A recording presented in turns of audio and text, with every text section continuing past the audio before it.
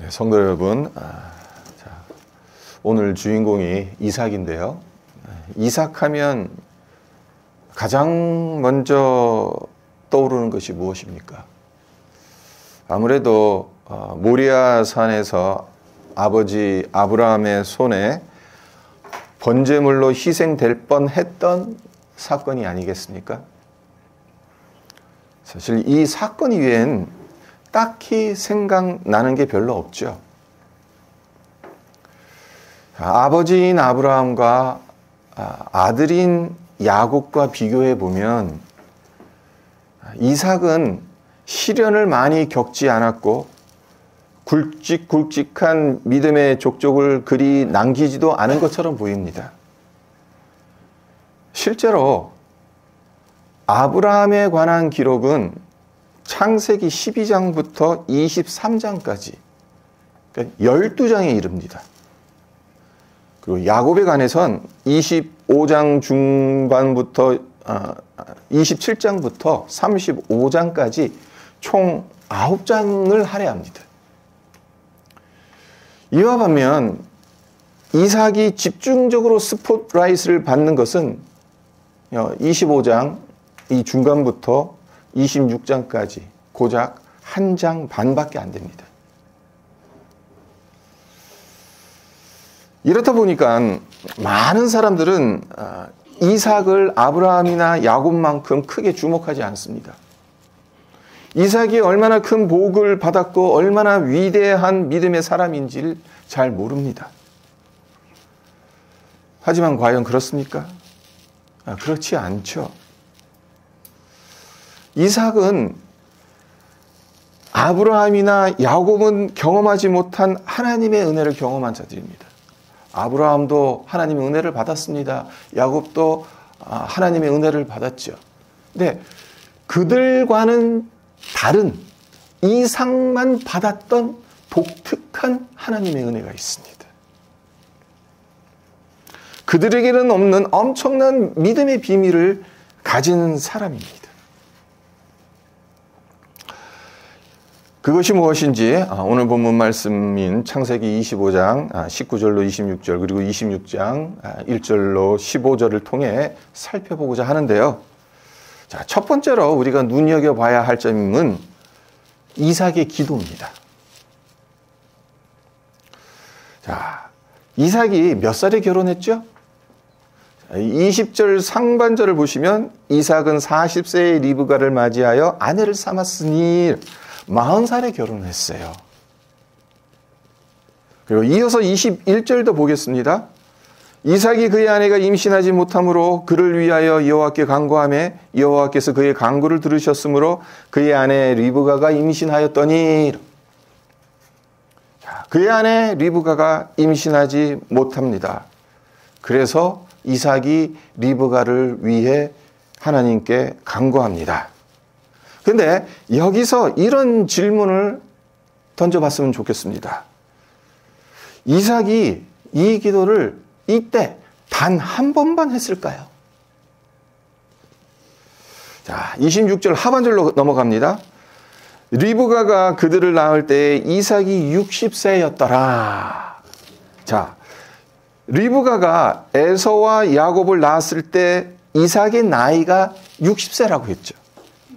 그리고 결혼은 40세 때 했죠. 그럼 몇 년이 지나서 아이를 가진 겁니까? 20년이 지나서 이 두 쌍둥이 에서와 야곱을 얻은 겁니다. 이삭이 기도를 했고 하나님께서 그 간구를 들으셔서 리브가의 태를 열어주신 것인데 이삭이 얼마나 오랫동안 기도해서 이 응답을 받은 것일까? 한번 생각해 보세요. 두 가지로 생각할 수가 있습니다. 하나는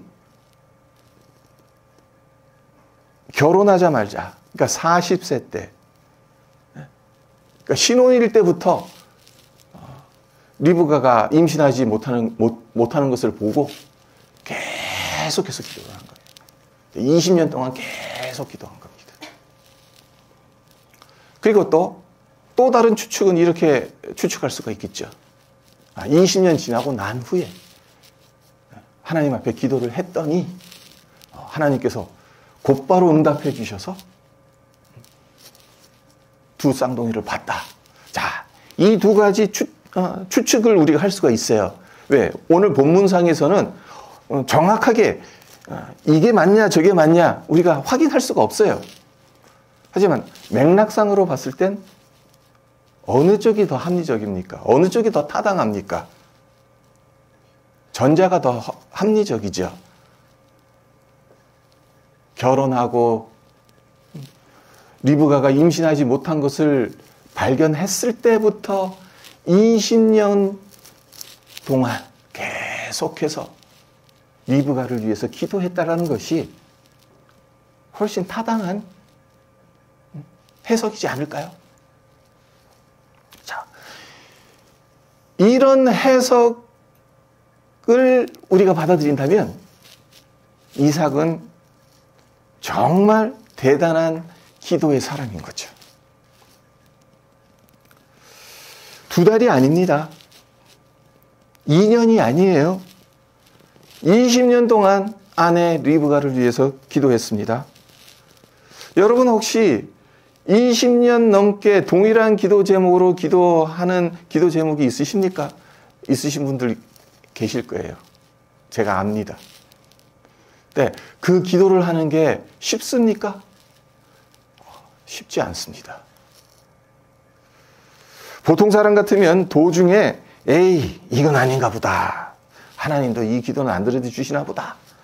라고 포기할 법도 한데 이삭은 끝까지 포기하지 않았습니다.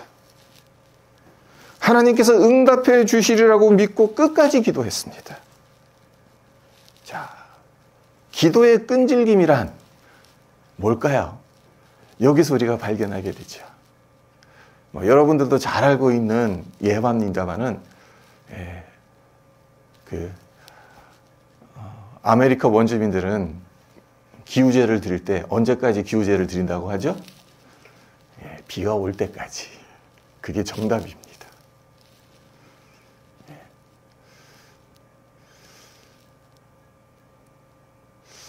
그러니까 어떻게 보면 기도에 대한 우리의 생각 관점을 좀 바꿀 필요가 있습니다. 하나님 응답하실 때까지 기도하는 겁니다.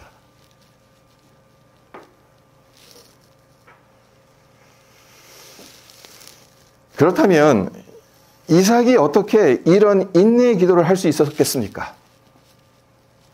전 이렇게 한번 생각해 봤어요. 이삭이 그와 같은 방식으로 태어났기 때문이다. 무슨 말씀인가요? 자, 이삭의 어머니 사라. 아이를 가질 수 없었던 여인이지 않았습니까? 창세기 18장 11절 하반절을 제가 읽어드립니다. 사라의 경수는 끊어졌는지라. 경수가 끊어졌다는 말, 그러니까 오늘날로 쉽게 말하자면 요즘은 폐경이라는 단어를 안 쓰대요. 이제 완경이라는 표현을 쓰더라고요. 근데 난자가 더 이상 생산되지 않아 아이를 가질 수 없는 상태를 가리키죠. 그런데도 이삭이 태어났습니다. 어떻게 해서 이삭이 태어난 것입니까? 난자가 더 이상 생산되지 않는데 하나님께서 사라의 태를 열어주셨기 때문이죠. 자, 한번 상상해 보세요. 아브라함이 이삭을 가졌을 때 나이가 100살입니다. 또 사라의 나이는 90살이었어요. 이것은 현대의학으로도 기적이 아닐 수 없습니다. 그 나이에 아기를 가졌다는 것은 하나님의 은혜라고 밖에는 설명이 안 됩니다. 네, 아브라함과 사라가 이삭이 어릴 때부터 이 놀라운 사실을 수도 없이 이야기해 주지 않았겠습니까?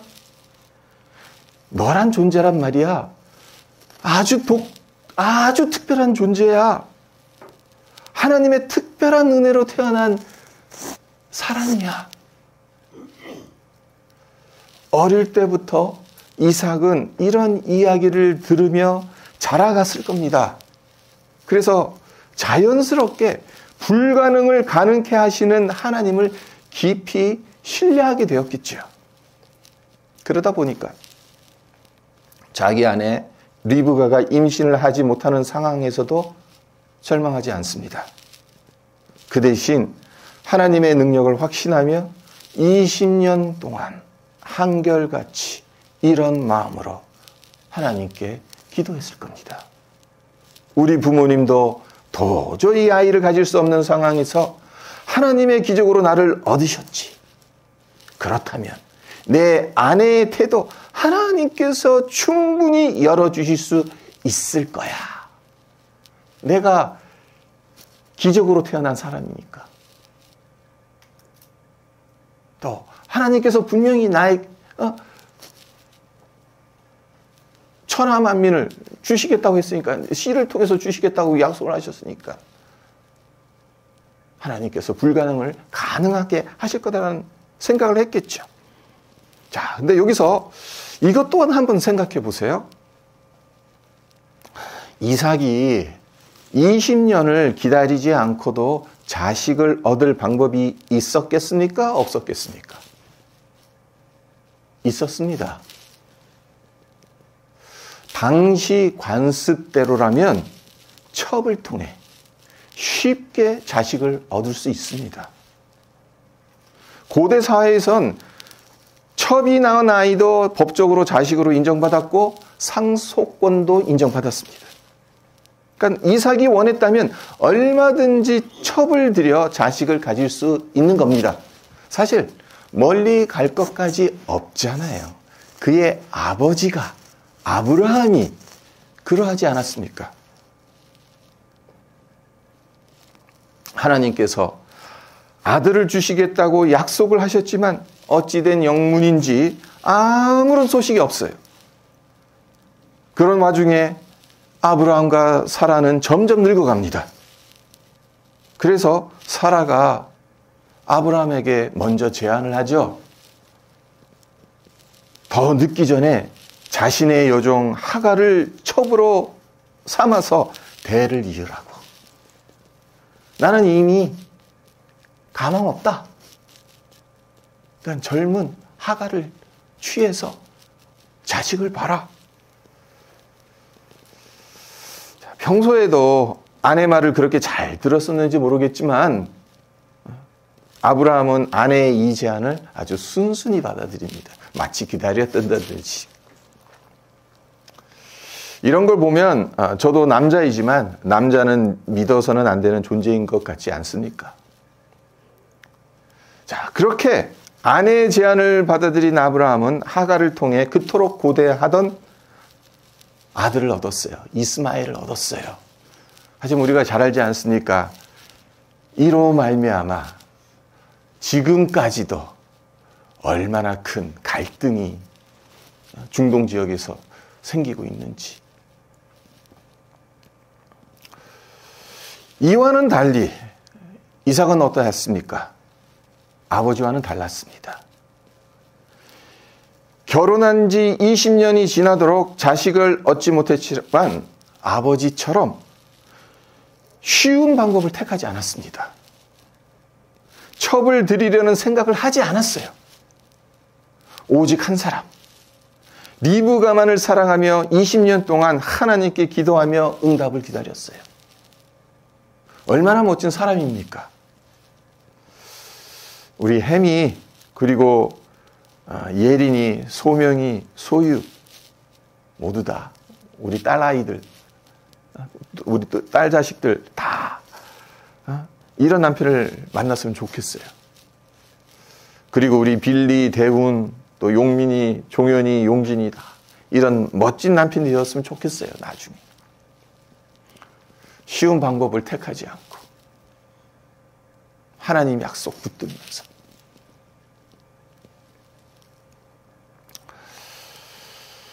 네, 이삭에겐 하나님께서 응답하시면 불가능한 이 상황도 반드시 바뀐다라는 확신이 있었습니다.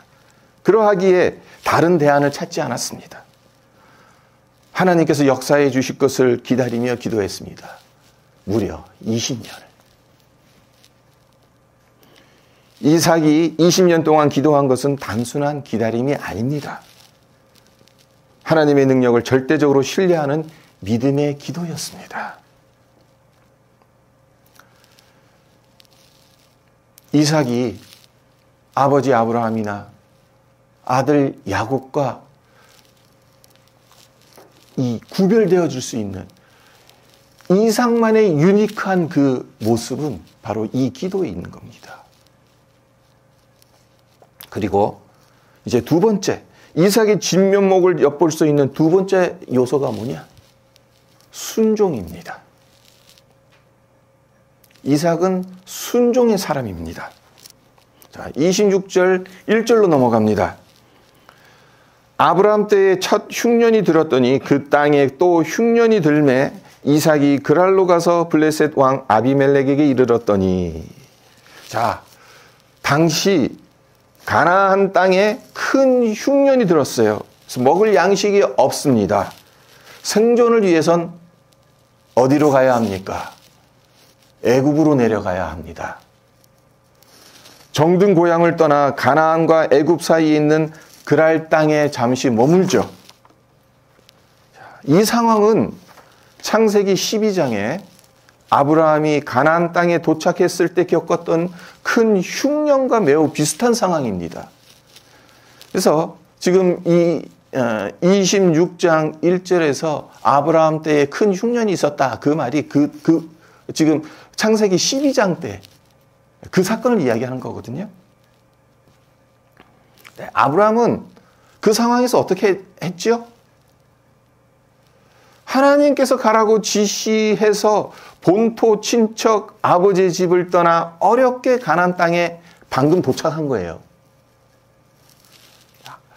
하지만 흉년이 들자 하나님께 묻지도 않았고 자기 마음대로 애굽으로 내려갔어요.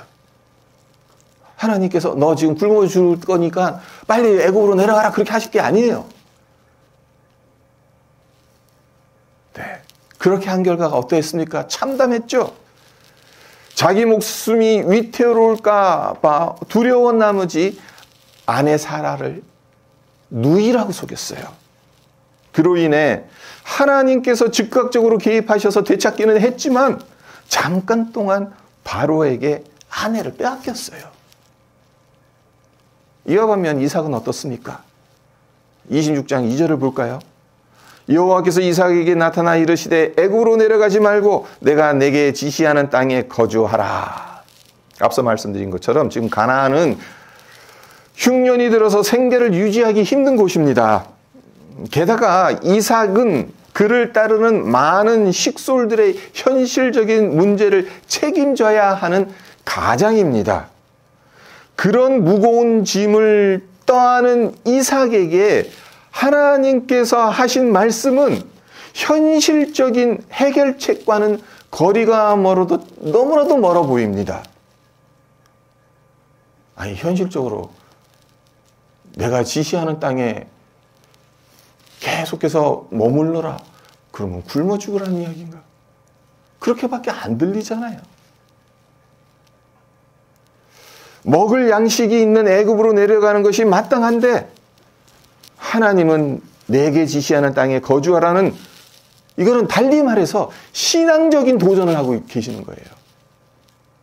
현실적인 문제 앞에서 그 해결책을 무엇을 제시하냐? 신앙적인 도전을 하고 계신다는 겁니다. 그리고 이 신앙적인 도전에 근거가 있죠. 다름 아닌 아브라함에게 하신 약속입니다. 아브라함에게 약속하신 약속을 이삭에게 상기시켜 주시죠. 바로 3절과 4절입니다. 이 땅에 거류하면 내가 너와 함께 있어 내게 복을 주고 내가 이 모든 땅을 너와 내 자손에게 주리라. 내가 내 아버지 아브라함에게 맹세한 것을 이루어 내 자손을 하늘의 별과 같이 번성하게 하며 이 모든 땅을 내 자손에게 주리니 내 자손으로 말미암아 천하 만민이 복을 받으리라. 성도 여러분, 여러분이라면 이럴 때 어떻게 하시겠습니까? 현실적인 문제가 있습니다. 하나님께서 그것을 신앙적인 도전을 하십니다. 약속을 붙들으라 라고. 어떻게 하시겠습니까?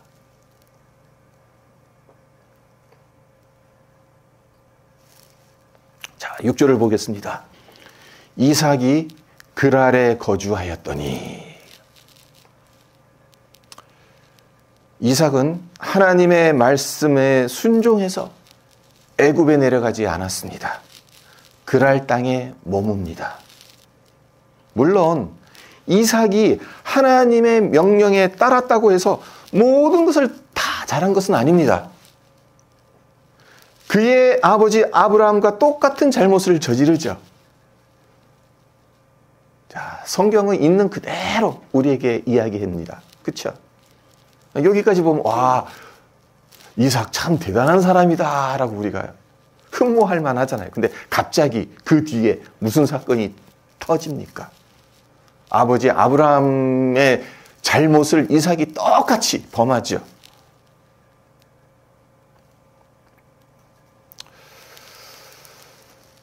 (7절서부터) (10절까지) 이렇게 눈으로 훑어서 보세요. 아버지가 그랬던 것처럼 이삭도 똑같이 아내 리브가를 누이라고 속여요. 그리고 이로 말미암아 큰 문제가 일어날 뻔했죠. 하지만 중요한 것이 있습니다. 그 땅에 거류하라는 하나님의 명령했다는 그 명령에 순종했다는 것이고, 또한 내가 너와 함께 있어 내게 복을 주고 내가 이 모든 땅을 너와 내 자손에게 주리라는 하나님의 약속을 붙잡았다는 겁니다. 이삭이 연약한 자예요. 우리와 똑같이 두려운 거예요. 그랄 땅에서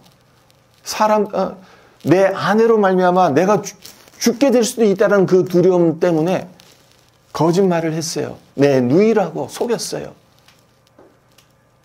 하지만 그것과 상관없이 이삭에게는 무엇이 있었습니까? 하나님의 약속을 붙들었다는 것이 있습니다. 그게 중요한 포인트입니다.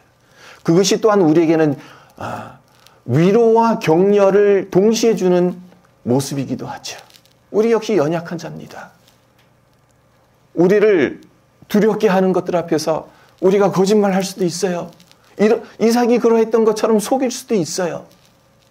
하지만 하나님의 약속을 붙들고 하나님의 말씀에 순종해서 그랄 땅에 머무는 것, 그 자체를 하나님께서 귀하게 보시는 거죠.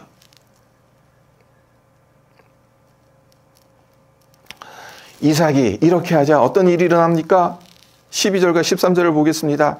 이삭이 그 땅에서 농사하여 그 해에 100배나 얻었고 여호와께서 복을 주심으로 그 사람이 창대하고 왕성하여 마침내 거부가 되어. 자, 이삭이 농사를 한 번이라도 지어봤겠습니까?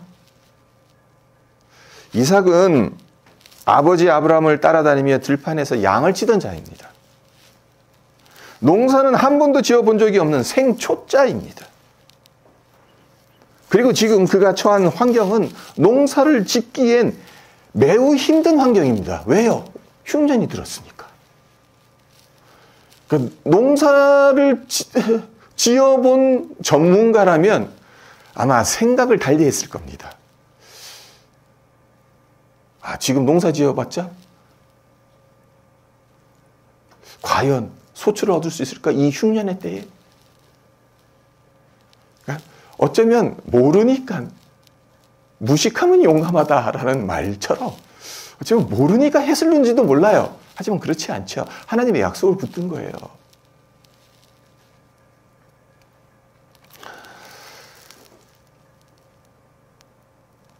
흉년이 들었다는 것은 비가 내리지 않았다는 것이고, 그래서 땅이 물기 하나 없이 말라 있다는 의미입니다. 그런 땅에 씨를 뿌린들 제대로 싹이 나겠습니까? 자라기나 하겠습니까? 소출을 얻는 것은 언감생심이지 않겠습니까? 그랄 거주민들은 바짝 메말라 있는 땅에 씨를 뿌리는 이삭을 보며 저 사람 정신 나갔나 보다라고 생각했을는지도 모릅니다. 하지만 결과가 어떠했다고 성경은 우리에게 증언합니까? 그 해에 100배를 얻었다. 좋은 환경이 아니죠. 비 잘 내리고 햇볕이 충분히 들고 그런 환경이 아니에요. 흉년의 때예요. 다른 사람들은 다 농사를 접는 때예요. 하나님 약속 붙들고 그 땅에 머물면서 씨를 뿌렸더니 그 해에 100배의 소출을 맺었다. 그리고 이를 발판 삼아 마침내 거부가 되죠. 그래서 이것으로 말미암아 그 뒤에 보면 14절 15절을 보면 그랄 사람들이 시기했다. 그래서 아브라함 때에 팠던 우물들 다 덮어버렸다.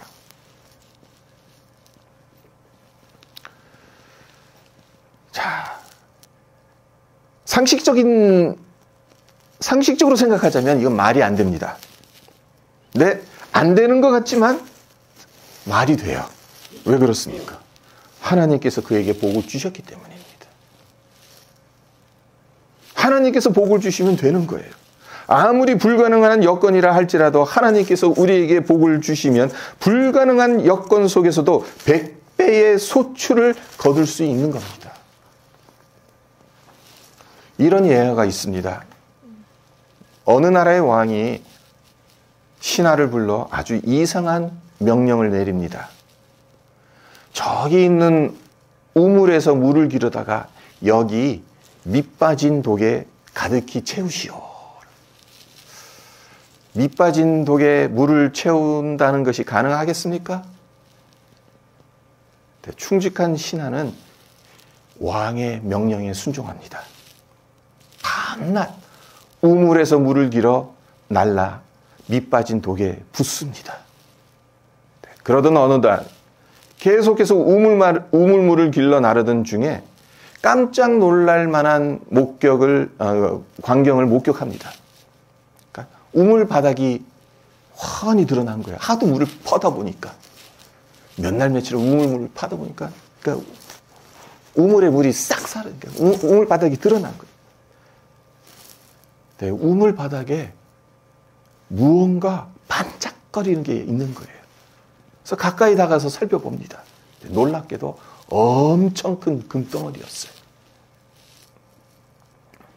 신하는 급히 금덩어리를 들고 왕 앞에 나아가 무릎을 꿇고 머리를 조아리며 이렇게 말합니다. 왕이시여, 부디 저를 용서하소서. 왕께서 명하신 대로 밑 빠진 독에 물을 채우지 못했습니다. 하지만 우물 바닥에서 이 금덩이를 건졌나이다. 그러자 왕 온화한 미소를 지으며 신하의 어깨를 다독거립니다. 밑 빠진 독에 물을 채우겠다고 얼마나 수고했으면 우물 바닥이 드러났겠소. 그대는 참으로 충신이요.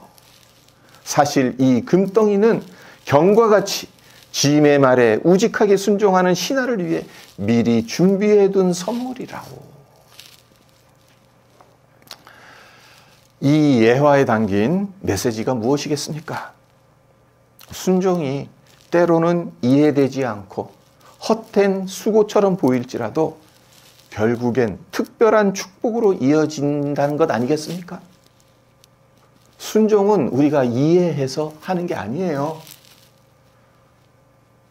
우리는 맨날 착각합니다.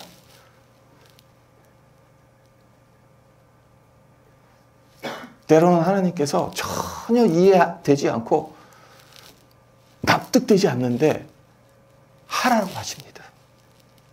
그랄 땅에 머무르라는 것도 사실은 이해가 안 됩니다. 흉년이 들었는데 왜 그 땅에 머물라고 합니까?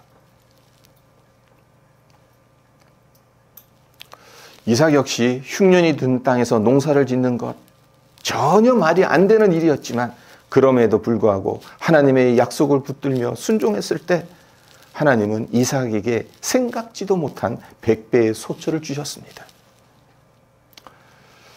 이처럼 하나님은 하나님의 말씀에 순종하고 하나님의 약속을 붙드는 자들에게 특별한 복을 내리십니다. 말씀을 맺겠습니다. 이삭에게서 발견되는 흥미로운 점이 하나 있습니다. 이삭은 아브라함과 야곱과 같이 가나안 땅을 벗어나 본 적이 한 번도 없었다는 거예요. 자, 아브라함의 경우 보세요. 75살까지 그의 고향인 갈대아 우르에서 살았죠. 앞서 말씀드렸던 것처럼 애굽에도 내려갔다 왔어요. 야곱은 어떻습니까? 형 에서를 피해 밧단 아람에서 20년을 살았어요. 그리고 말년엔 애굽으로 이주해서 그곳에서 생을 마감했어요. 네, 이삭은 평생 가나안 땅을 떠나본 적이 없어요. 하나님께서 지시한 땅에서 벗어나지 않았어요. 이런 이유로 혹자들은 이삭을 고생 없이 편안하게 살았던 사람. 왜? 나그네처럼 이리 갔다 저리 갔다. 그러지 않으니까. 고생 별로 안 한 것처럼 보이는 거예요. 그리고 담력이 부족한 사람, 나약하고 수동적인 사람이라고 평가를 합니다마는 그의 진면목을 보지 못해서 내린 평가겠지요. 이삭은 아내 리브가를 위해 20년을 기도한 사람입니다. 끈질긴 인내로 하나님께 매달린 사람이에요. 첩을 들여 자식을 얻는 쉬운 방법을 택하지 않고 하나님을 바라보며 기도한 사람입니다. 우리의 기도 역시 이러했으면 좋겠습니다. 하나님께서 우리의 기도에 즉각적으로 응답하시지 않아서 기다려야 하는 그 시간이 고통스럽다 할지라도 하나님을 신뢰하기 때문에 인내하며 기도하시기를 바랍니다. 그리고 또한 이삭은 하나님의 말씀에 순종해서 애굽으로 내려가지 않고 그랄 땅에 머물렀습니다. 흉년이 들어 농사가 불가능한 땅이었지만 하나님의 약속을 붙들고 씨를 뿌렸습니다. 그런 그에게 하나님은 복을 주셔서 100배의 소출을 얻게 하시고 거부가 되게 하셨어요. 우리에게 적용하자면 경제적인 거부가 되시기를 바랍니다. 저의 소망입니다. 하지만 그거에 앞서서 신앙의 거부가 되시기를 바랍니다. 하나님의 약속을 붙들기 때문에, 하나님의 말씀에 순종하기 때문에, 이해되지 않고 납득되지 않았음에도 불구하고 하나님의 말씀 순종함으로 신앙의 거부가 되시기를 주님의 이름으로 축원드립니다.